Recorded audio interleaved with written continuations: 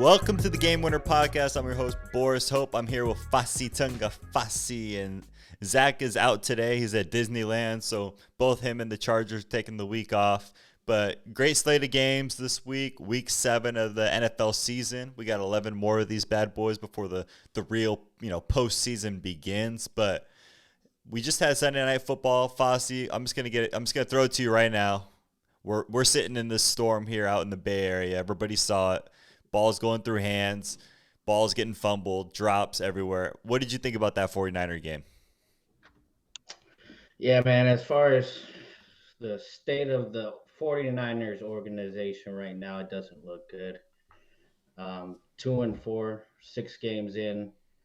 And, this is a game everybody thought the 49ers could win, but instead they dropped 4 in a row. Um, the weather conditions did have an effect, and there was a lot of punching of balls out, a lot of fumbles. So, yeah, you really thought, or as 49er fans, I thought that they were going to pull it out, but they didn't. Kyle Shanahan and the 49ers lose 4 in a row, and it doesn't look like a playoff team at all. It doesn't look like a good year for us. We got a special guest calling live from Disneyland. I can't really add his image on the screen, but what is up, Mr. Kerr? What is up, boys? How you guys living? Good. He sounds excited. Yeah, a few extra adult beverages in me. I just got off a car ride. You know what I mean? Just doing Okay, good. cool. Thanks for What's the checking quick in. topic I can hop in? What's the quick topic right now? We just started. We're talking about the Niner game. Oh, yeah. It's time to get rid of Jimmy altogether. Just the overall trading Okay. for Deshaun.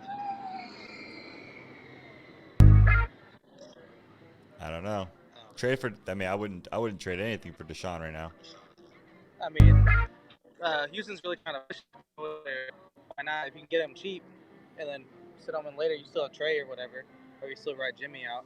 I think it's your best bet because Jimmy isn't doing anything, and then Trey, you don't want to get him exposed too early or hurt too early if he is your future. I mean, you gotta try to win, right? Especially in the West, you can make a move to stay alive. Yeah. I don't know. I mean, they just drafted Trey Don't, Lance, so you can't. yeah, don't trade for Deshaun. Stick with Trey Lance. Throw away this whole year. Get a GM who is Kyle's boss, not like a friend, like John Lynch.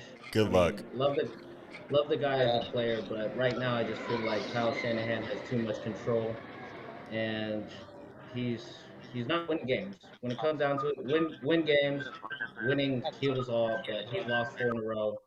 Uh, the organization needs to shake some things up drastically.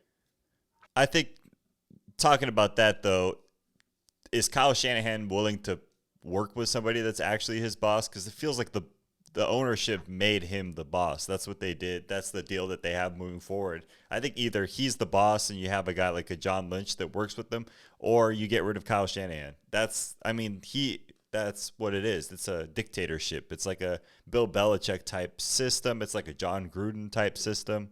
Same thing. Mayock wasn't making most of those picks. It's John Gruden. It's the same idea. So I don't know. It's not working right now. There's been a lot of injuries, a lot of questionable picks.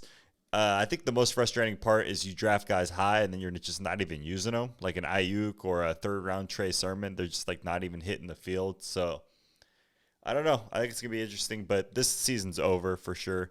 Especially with the Rams and the Cardinals in this division, it's done. It's been done. You got to just try to see some progress maybe and move on from there. Yeah, and I do want to say the Colts came out and played a hell of a game. I mean, it wasn't the 49ers losing it all by themselves. They played a hell of a game. Carson Wentz, he was doing his best in the wet conditions, and players were catching balls for him, and he was just throwing it out there. Um, Michael Pittman, he just have a jump ball, and either he catch it or it would be a PI penalty. And so, hats off to the Colts, 49ers. Boris, you said it, throw away this year, start over next year. Yeah, and I think the 49ers defense showed up a little bit. Running game, Jonathan Taylor, 18 carries, 107 and a touchdown. That guy's been on a tear lately, so it's hard to blame them for that. Overall, Colts are a weird team. Colts are a team that can beat any team, and they're a team that can lose to any team, and they kind of proved that today. I think the Niners are the same way, but I think they're leaning more towards that lose more often than win. They just don't have the horses. They're not as well coached as maybe some other teams, and the kind of the shininess of the Shanahan system is starting to wear off a little bit. Yeah. Say, Run game can I looked say good one though thing before I for have the jet? sorry about that. Go ahead, Zach. I just want to say that the Bengals are a team that is really showing out, stopping the Ravens this weekend, really kind of putting the work on them. I think Zach Taylor really has his offense going, and he's a coach that a lot of us discredited, and he's proving that he's one of those young guns that really knows the game and knows how to scheme for everybody, because those Bengals are being dirty nowadays. He's really killing it with Jamar Chase in that 80-yard pass earlier, going 200 yards. Yeah, I've been on this Bengals bandwagon a little bit. I just like Burrow, and I like Chase, and I like Mixon. I don't know how much of it is coaching versus not coaching. It's always hard to say, but Burrow is balling out for sure, and I they're think Taylor getting. has the talent now to really show the coaching. But yeah, It's there's still hard. It's hard talent to on that say. team. I mean, Yeah. the defense is playing a lot better, which has been helping them a lot. Which- Offense was getting better last year. Now they got Jamar Chase. He's got the most receiving yards ever through your first 7 games. He went for 201 and a touchdown today off 8 receptions, and he broke off that huge play that he should have been tackled right away. I don't know what the Ravens were doing. That was some of the softest tackling I've seen in a long time. But this team is dangerous. They're definitely one of the best teams in the AFC, but they're also one of those teams. I kind of see them in that same way as the Colts, a much better version, but a team that can beat anybody or lose to anybody. So I want to see them keep building off this momentum they have right now and prove it for a little longer. Yeah. I just wanted to get that in. Have a good podcast, guys. I'll talk to you next week. All right. Later, Zach. All right, Zach. Thanks for coming through. I get a little bit in there. But All yeah, right, so we how can you keep how talking you feel about about those Bengals? dude. They look like the truth. You guys hit it on it. Joey Burrow and Jamar Chase. They're playing backyard football back in Cincinnati, and everybody's just trying to keep up. You mentioned it. The guy Jamar Chase is breaking records through the first 7 games. But I think the way that offense is playing is making that whole team feel like untouchable. The defense is playing a lot better too. So yeah, if they continue to play like this, they are one of the better teams in the AFC. But I'm not going to crown them just yet. You kind of feel like they're that team that's a piece or two away from being very good. So let me see a little bit more consistency, but the future is very, very bright in Cincinnati. Yeah, I think Cincinnati is one of those teams that they're going to be a team battling for the division throughout the end. It's going to be them and the Ravens, I think, battling it out. And the Browns, I think, are going to make a push. They're going to get back into it. I think it's those 3 teams. I think Pittsburgh's still the worst team in this division. And they're a team that maybe won't win the division. Maybe they will. It'll be a fight. But they're going to be a team you don't want to play in the playoffs. They got a lot of momentum, and they just have the firepower and ability to get it going. The 2 biggest concerns for this team coming into the season, before you heard all the Jamar Chase, Joe Burrow slander, was the offensive line and the defense. And the offensive line's playing much better. I mean, a guy throwing for 416, 3 touchdowns and a pick, while Mixon and Samaje P. Ryan are running for touchdowns left and right. That's an offensive line that's playing much better. And people had said that, they had a draft pick that was finally going to play. They had a couple new, later draft picks that they were going to step up, and maybe they could afford to take Jamar Chase in the first, and that's definitely playing out. Their offensive line's much better than everybody thought, and kind of aligns with what they were saying. And then the defense is just playing way better, just substantially better, and they're a complete team right now. It's fun to watch. Yeah, I think I heard on the broadcast they mentioned that they put like $200 million into that defense in during the offseason. I'm not sure if that Hmm. was the right number or something, but they did invest a lot in it. It's starting to show up. But the Ravens, man, they didn't show up today. They No. they they got knocked out. I mean, the final score was 41 to 17, and that's exactly how it felt like. It was a blowout the whole game, and they didn't have an answer for Jamar Chase and Joey Burrow, and then you mentioned it, the run game started going. So yeah, I mean, it does all start with that offensive line. So man, if they could stay healthy, if that defense keeps playing, expect this team to make a push for that AFC North champs. Yeah, and I think the Ravens actually had a decent game on offense. They weren't getting into the red zone, but Lamar Jackson threw for 257, a touchdown, and ran for another 88. You had Marquise Brown, 80 yards and a touchdown, and then Rashad Bateman starting to show out a little bit. He only had 3 receptions, but they were Yeah, big receptions for 80 yards, and it's only his second game coming as a rookie after the injuries and everything else. So I think they're going to put it together. Their defense is what worries me. They're not playing to the level that you would expect the Ravens defense to play, giving up 41 yeah. points. But that offense is actually coming around a little bit. So I think they'll be fine. I'm not too worried about them, and I think they're going to battle it out the rest of the season. Let's move on to the most surprising game of the week. Let's go Chiefs Titans. Titans put the smackdown on the Chiefs 27-3. What did you think about this game, Fozzie? Yeah, I mean, we mentioned it in the group chat earlier. That blueprint that the Tampa Bay Buccaneers defense did to the Chiefs in the Super Bowl last year is what everybody else is doing now when they go against the Chiefs. They shut down um, Travis Kelsey and Tyreek Hill, and they make you try to beat them with somebody else. And Patrick Mahomes' first and second read wasn't there. Travis Kelsey, Tyreek Hill, he didn't have anywhere to go. He threw another interception today. And that offense just doesn't look the same ever since that Super Bowl loss. So teams are catching on to how to defend the great Patrick Mahomes and that great offense. And it's starting to get. If I'm a Chiefs fan, I'm worried now, very worried, especially after that huge loss to the Titans. And yeah, the Titans didn't even really do that much on the run game. They were tearing it up on the passing game. Uh, AJ Brown went over 100. So a lot of question marks on for the Chiefs moving forward, offense and defense, both sides of the ball. Yeah, no, I agree. Chiefs, I mean, when Byron Pringles, your top receiver, with 73 yards, that's an issue. I was shocked after that Buccaneers Super Bowl that they didn't try to get a third weapon. Instead, they lost the Sammy Watkins and a player like that. Like they got worse instead of better. So this team needs more pass catchers because they have two weapons. That's it. They only trust two guys, and that's a problem.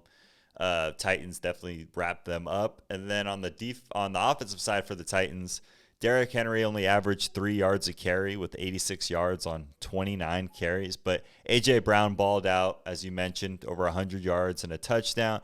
But that was it. I mean, Julio Jones only had 2 catches for 38 yards, and he was the second leading receiver for the Titans.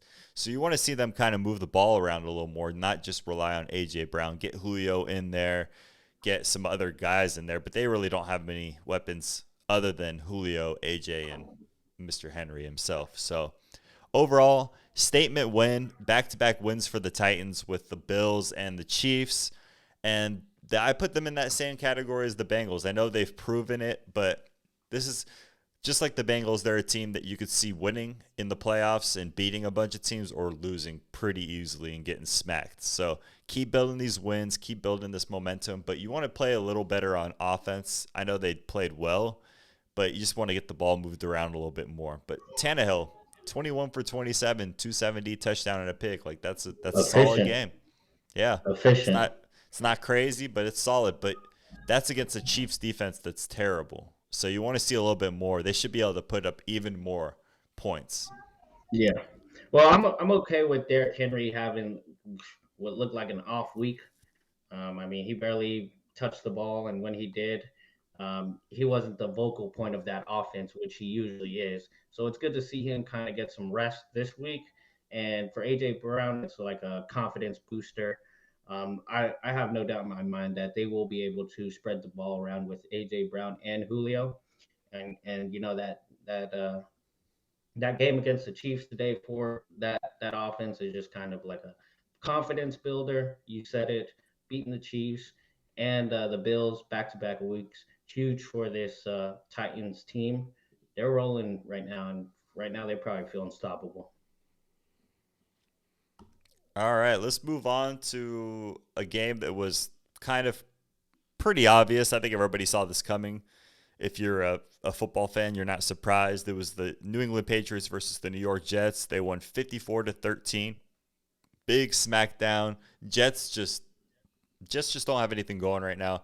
Mac Jones, all the smack in the preseason about the way he walks and looks and acts, and he seems like a I don't know, just not the coolest dude. Dude is balling better than any other rookie quarterback right now. 24 for 36, 307, two touchdowns. He really doesn't have any weapons except for Damien Harris. 106 and two touchdowns for him off 14 carries. So Damien Harris went off. J.J. Taylor robbed him of a couple touchdowns, going 9 carries, 21 yards, and 2 TDs. So that was annoying for fantasy people like myself. But overall, Patriots are a mediocre team, but the Jets are a terrible team, and they kind of showed their dominance today.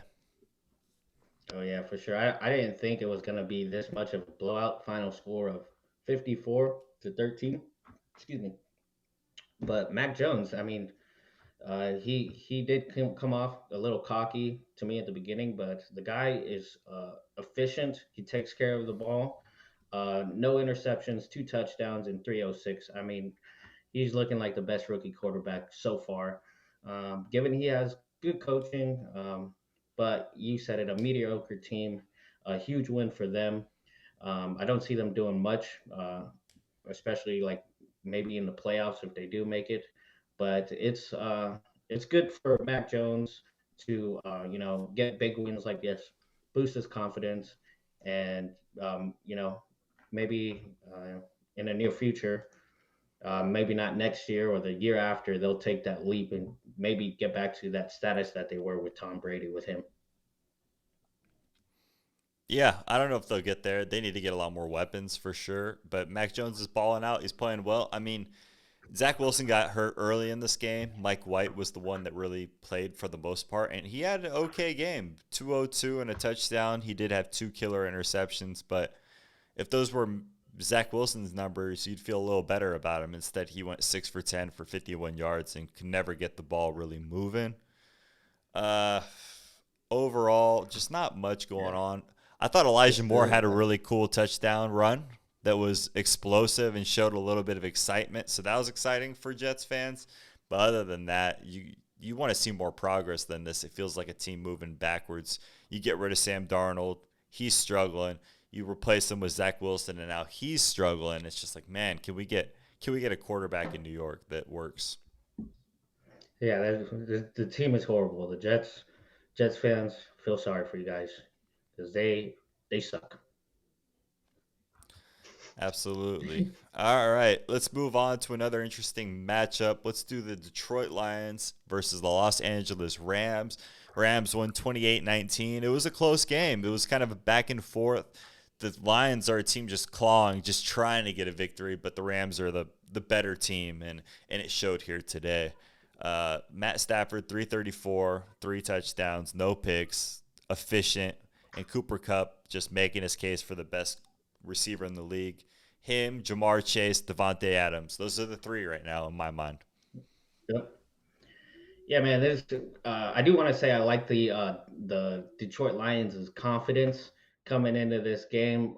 They came out, scored on their first drive, I think, and there was a few uh, fake punts in there, and then after they score, they go for the onside kick and get it. So they came out ready to fight, but let's face it, we all knew they weren't going to win this game. It's the Rams. They're one of the elite teams. Expect them to make a deep playoff run.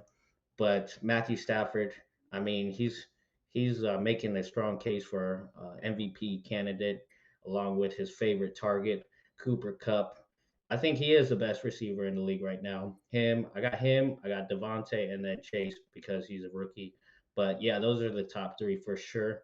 And then if that defense can stay healthy, again, watch this team to be in the playoffs, fighting it for that Super Bowl spot, and try to dethrone Tom Brady and the Bucks. Good luck. No, I'm just kidding. Yeah, no, Rams look good. I mean, they beat them already a couple weeks ago. The Rams did, so they definitely have the team to do it. But it was good to see Robert Woods get involved a little bit. Got six receptions, 70 yards.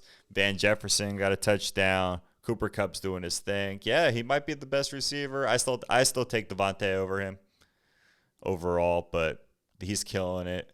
Then the Lions. I mean, Goff played okay. He did. 268, a touchdown, a pick. He got taken out of the game a little bit, so that's not the best. But overall, and Khalif Raymond receiving. Like, that was their number one receiver, Khalif Raymond. So there aren't too many weapons on the team. And then DeAndre Swift is just a monster. 8 receptions, 96 yards, and a touchdown, another 48 on the ground. So the Lions got a little bit of talent, but it's hard to see because we've seen much worse teams at 0-7. Like, we've seen terrible teams, and the Lions don't Yeah. seem like they are that terrible. They just cannot Yeah. get a win. I think they'll end up with a couple. They're not a terrible team. They're just losing close games, and they're trying. Like, you see teams give up, and this is not a team that's giving up. They're a team with a little bit of talent, and they're losing close games to good teams. So they're getting Yeah, there. and they want to play for their coach. And Yeah, so absolutely. Like this, that's like I know, encouraging. I know Jacksonville got their win against Miami, but I think that this is a team that actually enjoys their coach and the atmosphere and the players a Yeah. lot more than that Jacksonville team. And I think they'll end up having a better record than the Jaguars for sure because they're just so close. Yeah. It's almost like they're outplaying their talent a little bit, but they can't pull off Yeah, the for win. sure. All right, let's move on. Let's go to my favorite game of the week: Buccaneers Bears. Buccaneers threw the smackdown on them, 38-3. They go to 6-1. Bears beat them last year. The famous four finger play for Tom Brady. Justin Fields. We Oh, talked about Justin oh, cool. Fields. That's how many touchdowns Tom Brady had in the first half, by the way. So no big deal. But we talk about Justin Fields.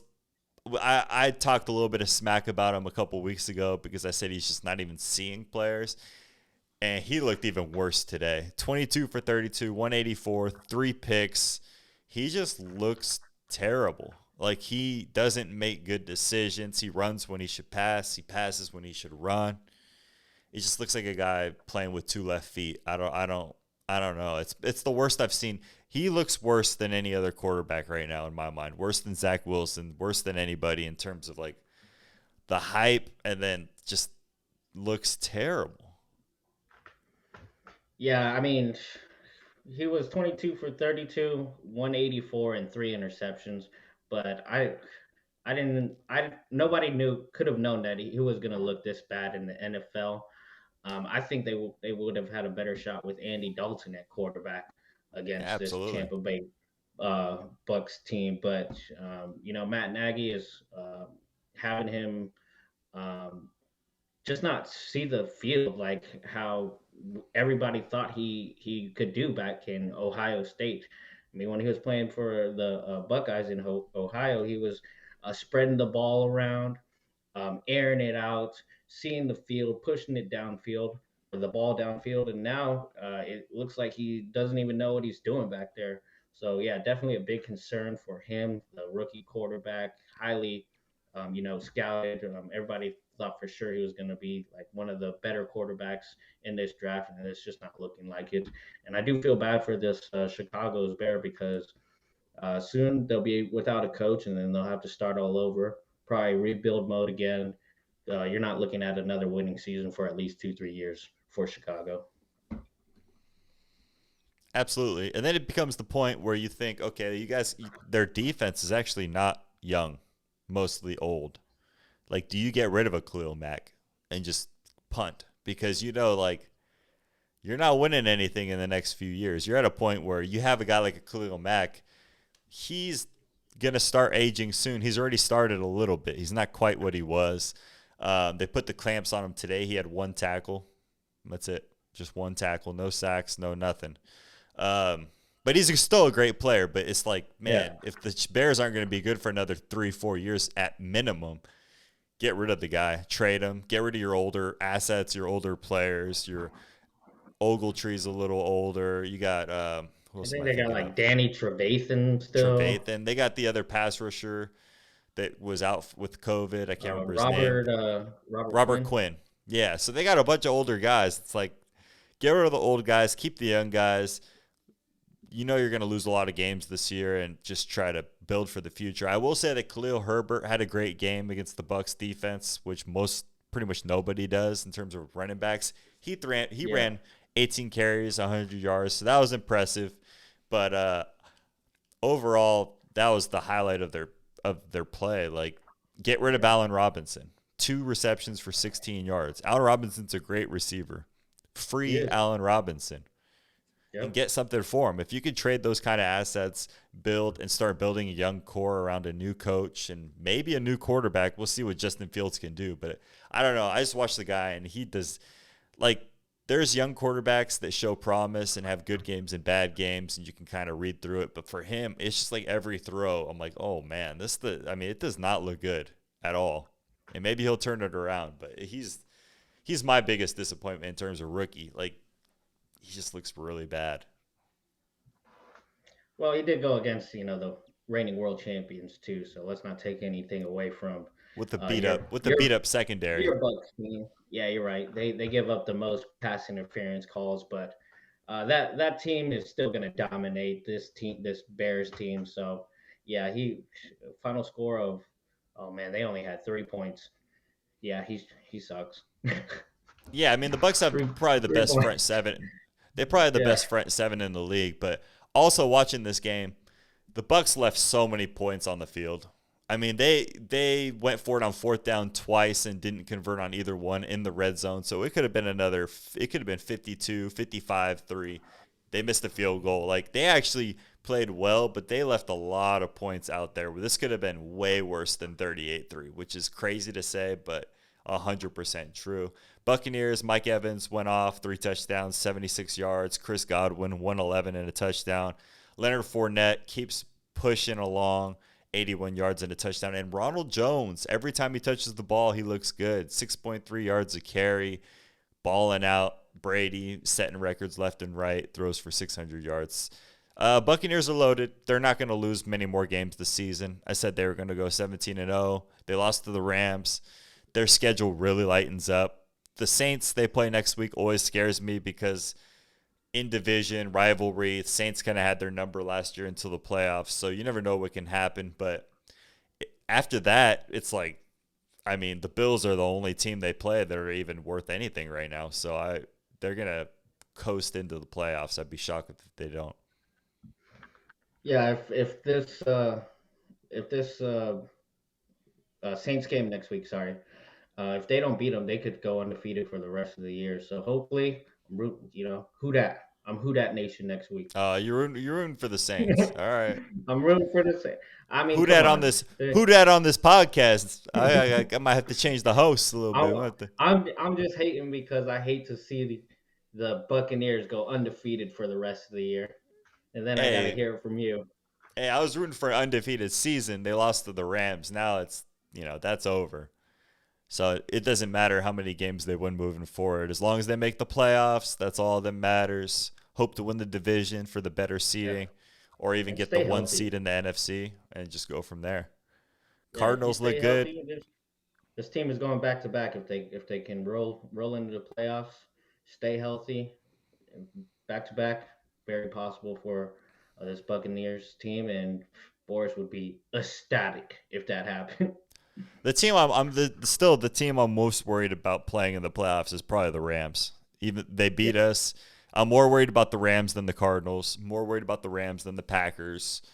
Who else? Those are the big hitters in the NFC because of that defense with Donald and Ramsey. Like, that's a tough matchup for the Bucs.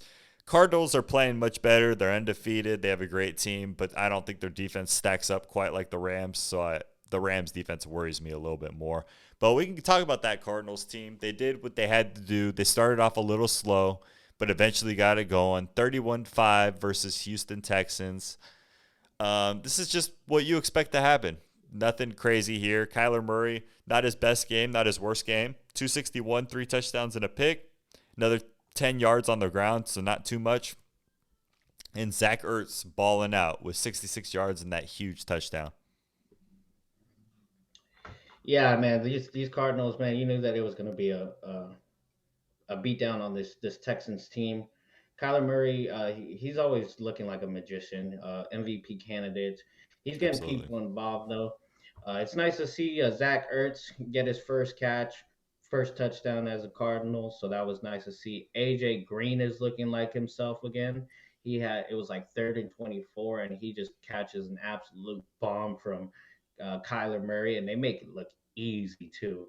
So it's Oh, good yeah. to see him getting his feet under himself again, back to looking like his Cincinnati Bengals days. And then D Hop, man, the guy is top 5 receivers in the league. Him and Kyler Murray are going to be killing it, crushing it for the next few years. So yeah, this team does look dangerous. As far as the whole NFC goes, yeah, I'd probably be more worried about the Rams if I'm Tampa Bay. But yeah, Hmm. this there you can't you can't look at it like that though, especially with a guy like Kyler Murray playing quarterback. You always got to be aware of his talents and what he can do. He can take over games.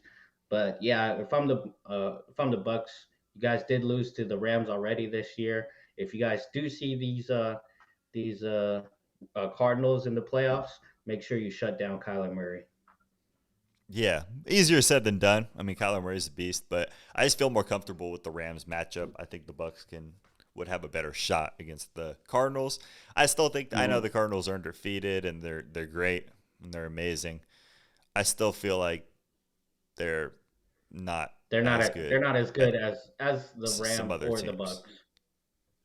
Yeah, I that's just yeah, that's how I feel. But they've beaten some big teams. They beat the Rams, they beat the Browns, they beat the Titans. They beat these teams down bad. So, they have proven themselves, but next week, Thursday, they play the Packers. Now that's what I want to now that's a game. Now that's a game. I think the Cardinals will win that game. But if they don't, and they start slipping up a little bit, then we'll see. But after that, they have a get right game with the 49ers. That's an easy win. We all know that. And then we'll go to the Panthers and I just can't. Yeah, yeah, we're that's gonna be a blowout. But yeah, No, that Niners I didn't. Niners play them tough. It's an in division game. You never know what'll happen. Yeah. Yeah, I am looking forward to that Packers Cardinals game on Thursday. That's going to be huge for the NFC playoff picture. So, yeah, everybody's going to be watching that, and hopefully, you know what? I do think I do like the Cardinals, but you never know with a guy like Aaron Rodgers and Devontae Adams. So, that's going to be a good one. Yeah, it's gonna be a good one. And if they win that game, then you're talking about undefeated season possibly because they play the 49ers. I think they're definitely favored. Panthers, Seahawks, Bears, and then Rams again. That's the big one. Rams rematch.